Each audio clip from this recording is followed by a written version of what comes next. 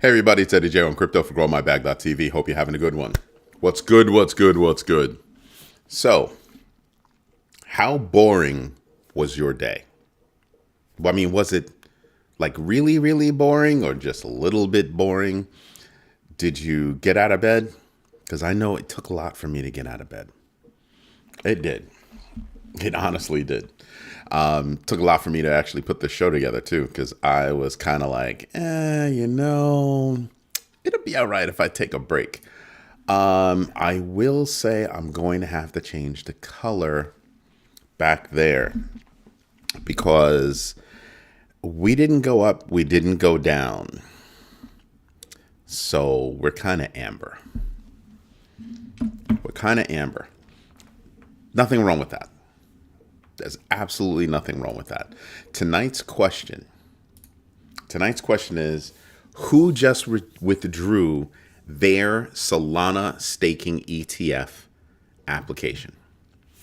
Bitwise, Fidelity, Kraken, or other. And if you believe it's other, drop it in the comments. Now, something happened today that wasn't really expected. A November 8th breach at analytics provider Mixpanel exposed user account names, email addresses, and browser locations for OpenAI API users. Now, for all of you that know, I'm not a fan of OpenAI, Anthropic. I am a fan of hosting your own AI. And it's for this kind of reason, right? I mean, I get it. You run a big operation, you need some help, you need some vendors and all that good stuff. But it also tells me that maybe you were sharing a little too much. Because, I mean, you're sharing account information, location. I mean, that sounds like you're sharing a lot of stuff, and it makes me question what else was OpenAI sharing and with who. Because I know as an OpenAPI user, I never realized they were working with these companies. Like, I don't mind if companies work with other companies so long as I know who they're working with. I think that's the big deal for me, right? Just saying.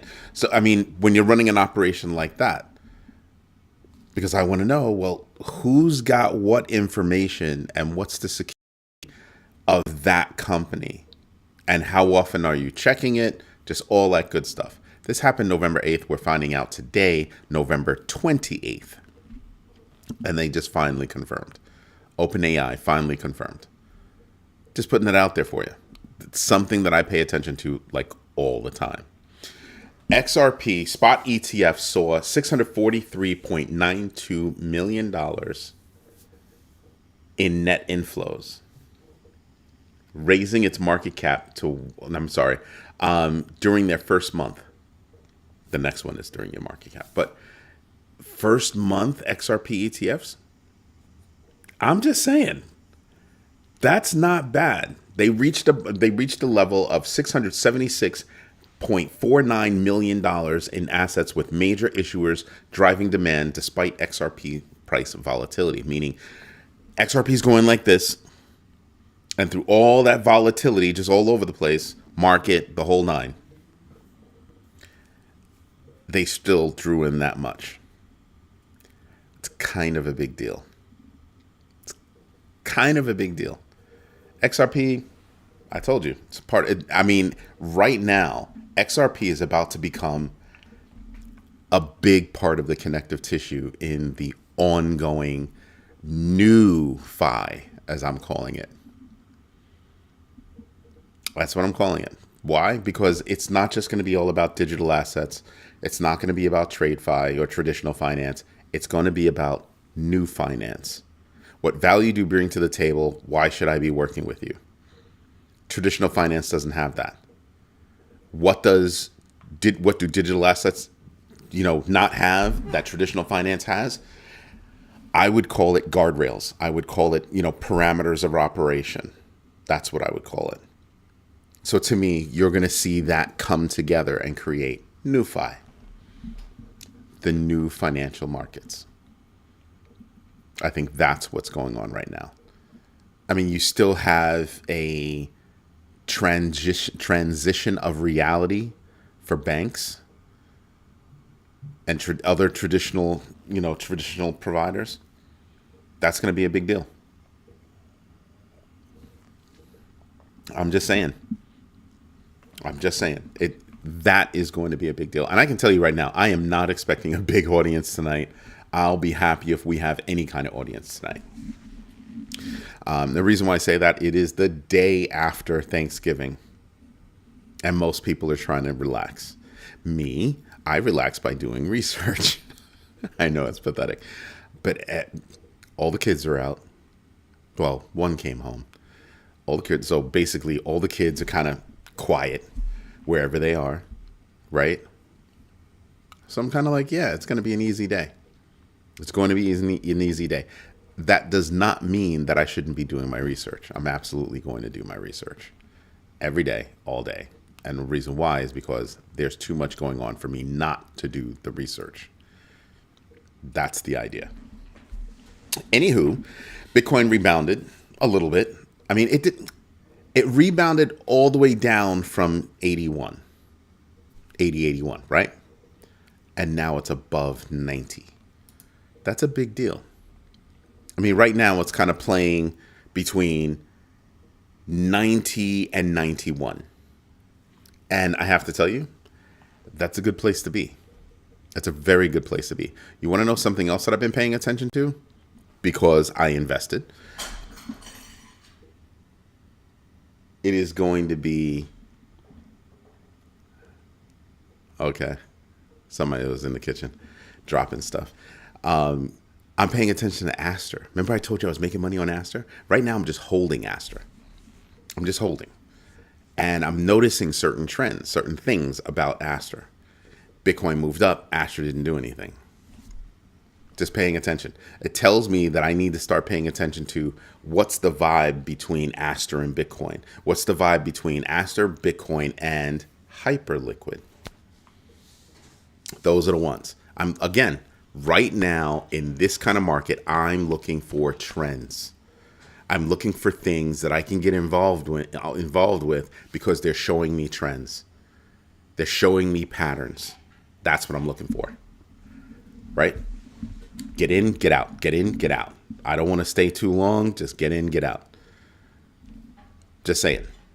Now, Aster happens to be one of those coins that I'm kind of like, I want to get in and get out, but I also want to hold some.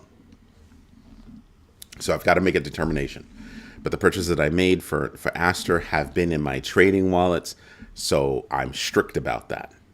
I'm very strict about that. If I make a play in my trading wallet, well, then I'm trading.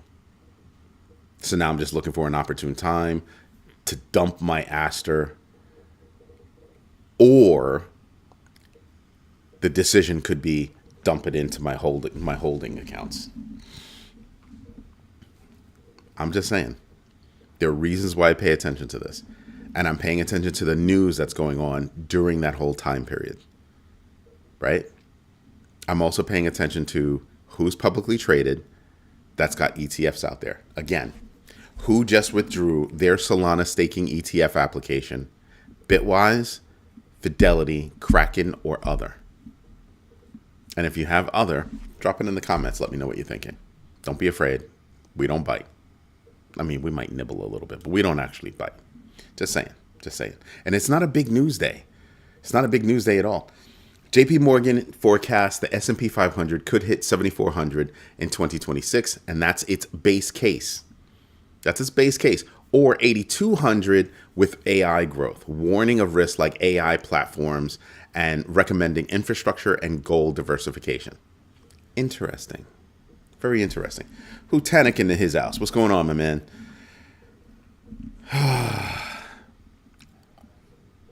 It's not about being smart, young man. And have you invested in yourself today? And where's Patient One? I mean, I should at least get a happy holidays from her or something. Sheesh. Besides that, it's not difficult to actually look around and say to yourself, Is there a pattern to what's going on? Is there some kind of a range that something's going into? And how I do that is I do charting. I look for ranges that are going like this, even going like this. Just what are those ranges? What are those patterns? What's the timing? And I try to see if I can actually get in on it. That's what I'm paying attention to. That's the one I'm paying attention to. This could be the world's shortest show. So for tonight's question, I asked you who just withdrew their Solana staking ETF application: Bitwise, Fidelity, Kraken, or other. We're going to answer that question right now. We got 2 votes, and you're both wrong. It was CoinShares. CoinShares just yanked it, and I was like, what's up with that? CoinShares withdrew its Solana staking ETF application in the US, right? After submitting an S1 filing update on September 26th. The move leaves 7 active Solana ETFs and follows similar withdrawals for XRP and Litecoin ETFs. The firm cited evolving market conditions and regulatory considerations while maintaining a $10 billion asset portfolio and 34% European crypto ETP market share. That is huge. Huge. Marcus Moore, what's good? Thank you for letting me know that you've invested deliberately in yourself. Yes! Love that. Absolutely love that. That is awesome. 2026 is about privacy blockchains. That's part of the story. That's absolutely part of the story. Absolutely. I think what we're going to wind up seeing 2026 being about privacy and user sovereignty. I think it's going to be about stable coins, right? I really do. I think we're going to see an uptick in stable coins, and it will be to the detriment of those starting stable coins. I think that's what's going to wind up happening. Lieutenant says 2027 is all about AI. I think you're absolutely wrong. I think 2026 is going to involve AI. 2027, I believe, is going to be a more practical approach to AI and the correction of AI implementation. 2028, you believe, is about the merger of that. Yeah, I disagree right there.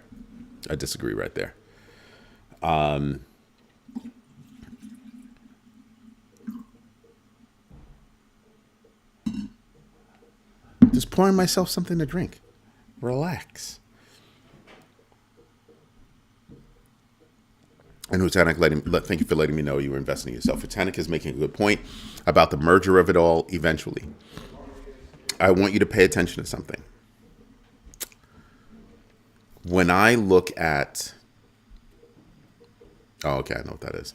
When I look at AI, right now, you're dealing with a lot of AI hype. And you should also be paying attention to the amount of air that's being let out of that bubble. There are serious flaws to AI that companies are going to start feeling in a little bit, right? And when you start to realize how much these companies are doing and not doing well, implementation has not been going well. And underneath that layer of here's AI, something else that hasn't been going well for a lot of companies, digital transformation, which has almost nothing to do with AI, right? Digital transformation started a long time ago.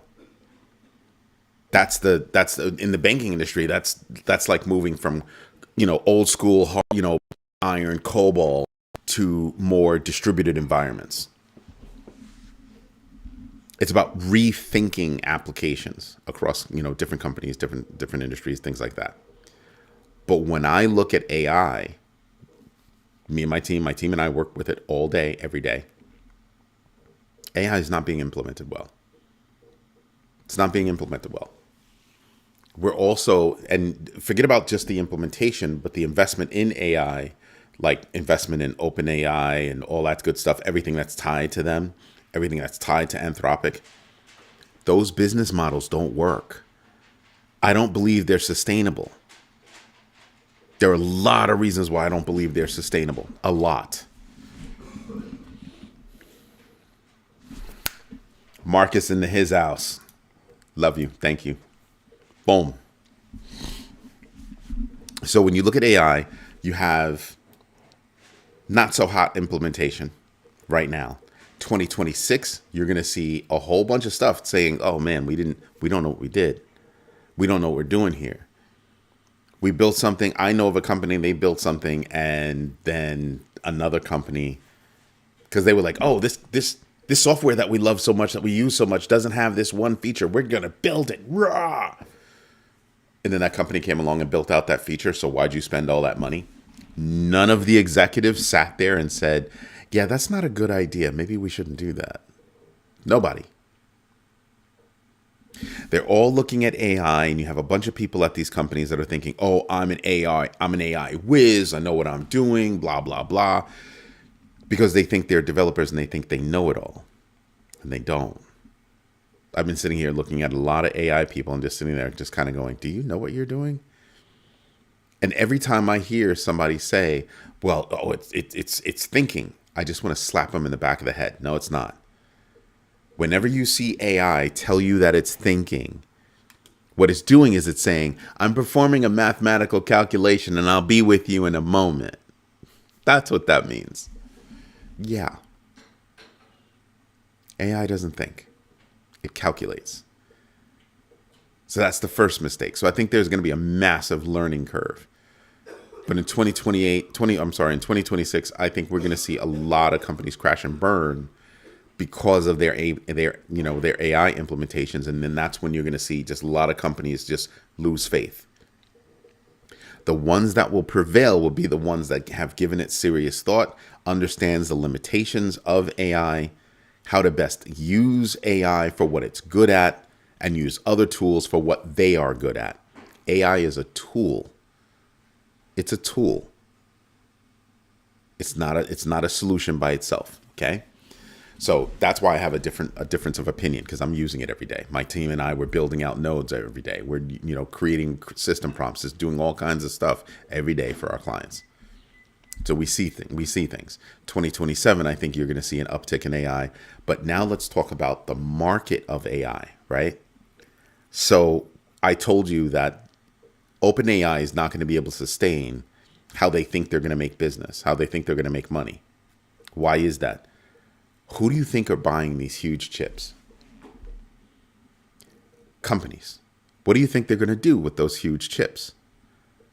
They're going to be running their own solutions. They'll be running their own models. Why? Oh, I don't know. They're all starting to realize that there's a security problem. Oh, yeah, that's right. One of OpenAI's vendors were hacked. Duh. So, yeah, when I look at what's coming up, those are the things that I look at. And I'm like, yeah, that's not looking so good. That's not looking so good at all. So when I look at these things, I'm putting all that together. I'm putting all of that together. So yeah, Hutanik, you have a point, but there's also these other pieces that you kind of have to put in there and say to yourself, okay, so now that I have everything in the pot, how does that smell? How does it taste? And that's when you start to realize, oh boy, yeah, you can't just dump everything in the pot and think it's all gonna, do well. That's what I'm saying. I think 2027 is going to be a correction for AI. 2020, it's going to be some of 2026. These companies are going to fire people and just be like, oh yeah, we're doing so much with AI, and then I think they're going to start realizing, oh man, we should really hire those people back. We don't know what we're doing. Yeah. A lot of these companies that are diving into AI are some of the same companies that are offshoring talent, meaning they're ditching jobs here, moving those jobs overseas, and basically getting rid of their control over their own technology. Let that wash over you for a minute. So the control of your technology is going to be overseas. Tell me how that's good. Whether it be outsourced or you hire people as W-2s in another country. I've seen companies that have like a 70%, number that they're shooting for. 70% of their IT must be offshore. Huh? You think that's a good thing? Oh, okay. And we're talking about FTEs, full-time employees, and not full-time equivalents, full-time employees and consultants. Overseas, please. Not even near shore. Overseas. And depending on what company you're looking at, you could start asking yourself, are you really an American company with that much of your company not here? Huh. And if you're one of these companies that's getting a tax write-off or tax forgiveness, but you're offshoring your jobs, that should be taken away real quick, shouldn't it? Because your jobs are going. I'm telling you, there are things that should be looked at. Things that should seriously be looked at, right? And, when I look at everything, I'm kind of like, yeah. I think privacy never went away as a topic. I think those that are interested in user sovereignty have always had privacy front of mind. They're following Tornado Cash. They're still following Samurai. They're following Dash and Monero and all the other privacy tokens that are out there. Zcash and the rest of them. They're paying attention to those things. Other people are just catching up. And let me tell you something. It's not about avoiding taxes. That's not what privacy is about.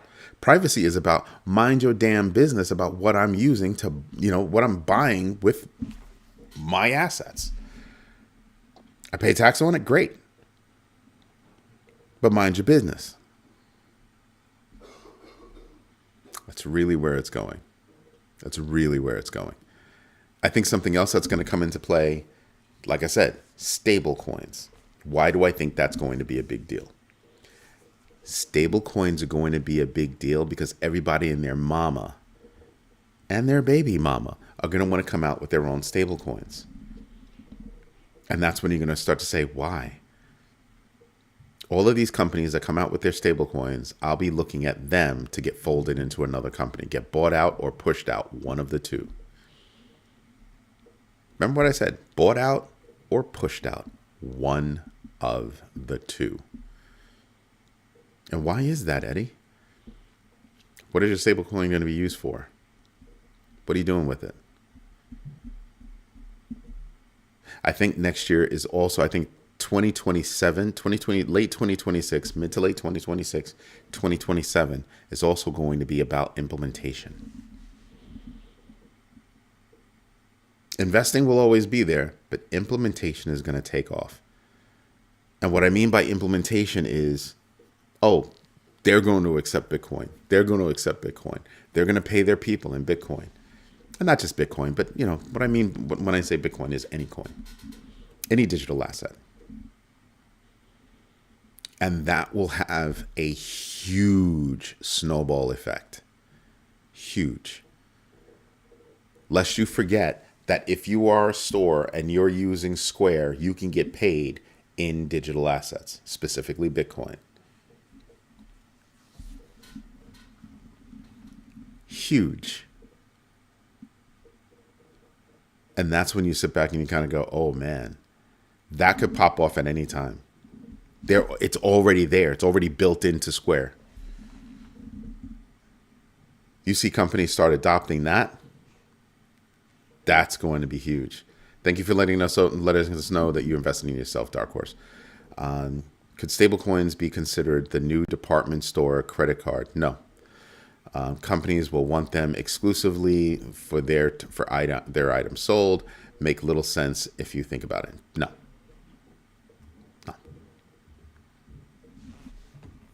I would expect you to fail. Why am I going to create a stable coin? Then that means I've got to manage liquidity and all that stuff. It's not going to happen. Macy's is not going to come out with their own stable coin. ShopRite's not going to come out with their own stable coin. They will come out and say, we accept crypto or digital assets for payment. That's what they're going to say.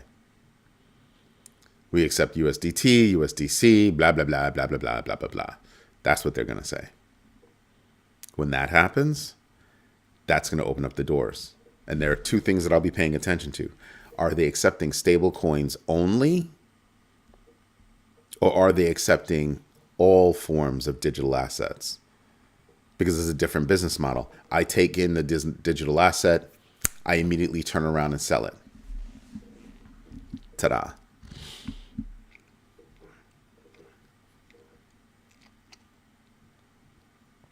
And think about this. The whole point of accepting digital assets is that these stores, these retailers, or whoever's accepting, you're not going to have to pay credit card fees. So your price is going to be what you get. That's $29.99 plus tax. You're going to get $29.99 plus tax. That little transaction fee, that's going to be paid on that side. That's going to be paid on that side. You know what else it's going to breed? It'll start bringing, and people overlook this so much. So much. It's going to start to breed, if you don't have it, you can't spend it. I think those in desperation will turn to, companies like MasterCard, where they can carry a balance, things like that. And they're bringing that kind of business model over to digital assets. But the rest of us are going to learn, if I don't have it, I'm not spending it. I've been doing it for years. If I don't have cash in the bank, I'm not about it. I'm going to use a credit card. I'm going to use whatever's going to give me money back. Give me value back. Other than that, give me the money. I don't care about your stupid points or anything else. I care about, because the amount of points that you require for a night at a hotel is ridiculous. I'd rather take the 1%, 2%, up to, I think, 5%, depending on what you're using. I'd rather take that. I'd rather take the discounts, right? Because I can do something with that money. I can do something with that value. Ta-da! But I'm not going to use my credit card if I don't have the cash to immediately turn around and pay the credit card. Cash is king. Cash is king.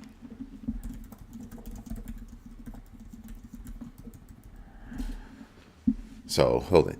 And the digital asset grows in value. It appreciates. Depends on how they want to handle getting paid. I want to understand the business models that are there, the things that are availed to them. Some companies will be like, oh yeah, no, we accept digital assets. The choice is going to be, do you want to hold the digital asset, or do you want to go through a broker that's going to take in the digital asset and then immediately flip it for you? Flip it to fiat. That's going to be the big difference. That will absolutely be the big difference. Just have something in there. As soon as it comes in, bing. As soon as it comes in, bing. That's it. Or are some of these stores going to say, we have money in the bank and we think things are going to go up. We'll hold. Or maybe they'll say, you know what? We're going to hold a percentage and create our own treasury based on transactions. You see the different business models? There are three. Get it, keep it, get it, keep it, flip it, get it, keep it, flip a percentage. Just saying. So I look at things and I'm kind of like, yeah, I like that. I want to see what kind of what decisions companies are making. Again, all of that is infrastructure. I know people get on me about, he's always talking about infrastructure. He's always talking about infrastructure. What the heck does that even mean? Blah, blah, blah, blah, blah, blah, blah, blah, blah. Now you know. Now you know. You've got choices when you do this. You can do it manually. You can do it during the day. You can do it however you want. But money management for businesses is going to become, or value management for businesses is going to become a big deal. You'll take it in. That's one process. And in a separate process, it will help you manage what you have and what you don't have. That's going to be huge. I think that's going to be huge. Something else that I totally forgot to speak about today, that is,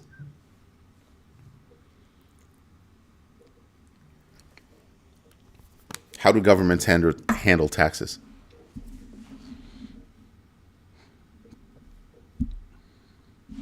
Then on top of that, the overarching question that they're going to have is going to be, oh man,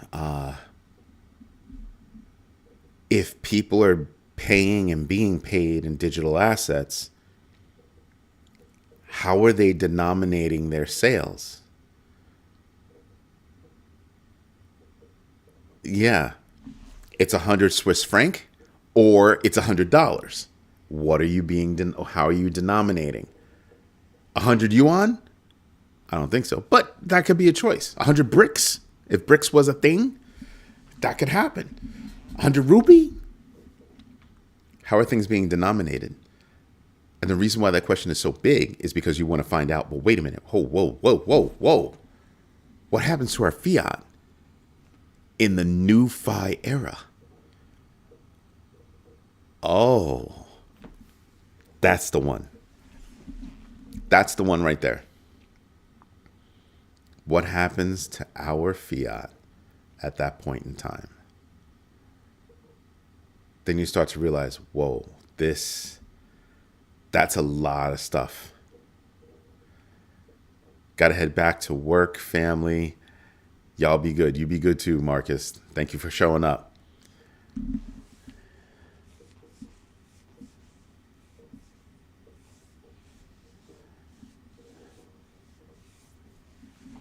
I don't understand your question.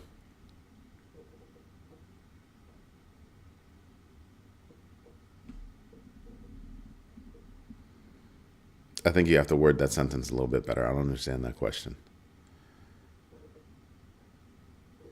So see what I mean, Hutanik? See what I mean, everybody? The idea of what's coming in 26, 27, 28. There are a lot of moving pieces that we're going to have to be paying attention to. I think that there are going to be new bills that could come along that could say, hey, Congress shouldn't be, practicing insider trading. Maybe there should be rules on who's involved with crypto and who's not. When you are not. What kind of lobbying that can happen. I'm just talking about the United States. I'm not talking about the whole world. I'm just talking about the United States. And then you're going to have to look all around the world to see what's going on with that. There's more going on than people think. More going on than what people think. Would it be wise to take maybe 3 to 5%, or I do not give financial advice. I'm going to stop right there. I don't do that. I do not do that. You have to do your own research, know your entries and exits, and absolutely invest deliberately. But I do not do financial advice. Well, for nobody outside my immediate family. Because that could get me in trouble. Yeah, I don't do that. I'm too pretty for jail. At least that's what my mommy tells me. So there's a lot of stuff going on that you need to pay attention to in the coming years and the coming near years. None of this stuff is small. It's all big. It's all big. Right? I mean, people are sitting around and they're going, oh, it's just going to be this, or it's just going to be that, or it's just, no. There are a lot of things that we're going to have to pay attention to. I just think that some of these bigger conversations are going to be around what fiat? What are the rules around our fiat? When people start moving away from fiat, using fiat less and using digital currency more, what do we do? How do we manage that? And then how do we track things without becoming overly big brother, because the more you become big brother, the more slip between your fingers. What's up, Max Alice? Thank you for letting us know that you invest in yourself. That's when you start to realize, oh man, it's going to take more than just, bravado and BS. It's going to take real people sitting down to think that out, to think it through. Real crypto is stateless. So whenever I hear a country saying, we're going to be number one in crypto, I just want to crack the hell up. You will never be. You will never be. Because as soon as you think you control that, we're all going to switch over to this. And so on and so forth until you figure it out that you're squeezing too hard, and that's not the way to go. You want to work with, not against. And I think that there are a lot of people in the United States from a political perspective that don't understand economics or finance enough to actually get it. So there's that. Anyway, everybody, this is Eddie J on crypto for growmybag.tv. Oh, wait a minute. I didn't answer the question. Oh, no, I did. Yeah, no, I actually didn't. It was CoinShares. CoinShares said, yeah, no, we're going to pull back our Solana staking ETF. For CoinShares, that's big. Given they have greater than 1/3 of the market in Europe, that was a big decision to do that here. I just think it's not a terrible idea to have an a high yield savings account for quick access for local buys. I'd rather spend the worthless fiat and keep my BTC. I think that you're thinking that people are going to use Bitcoin as that. And I'm saying to you that it could be Cardano because it's fast at the register, XRP because it's fast at the register. There are a lot of coins that are fast at the register and just boop, boop, and you keep it moving. They'll clear fast. It's not, I don't think Bitcoin is going to be at the register. That's going to be the big deal. That's why I'm saying we need to pay attention to these things.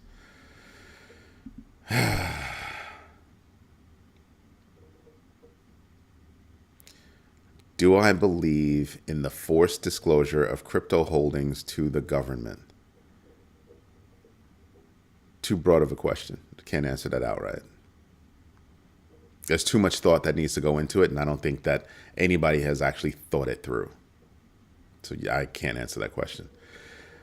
I don't want to see my stack go down. Yeah, but think about it. If you're getting paid in crypto and you're using crypto, you see what I mean?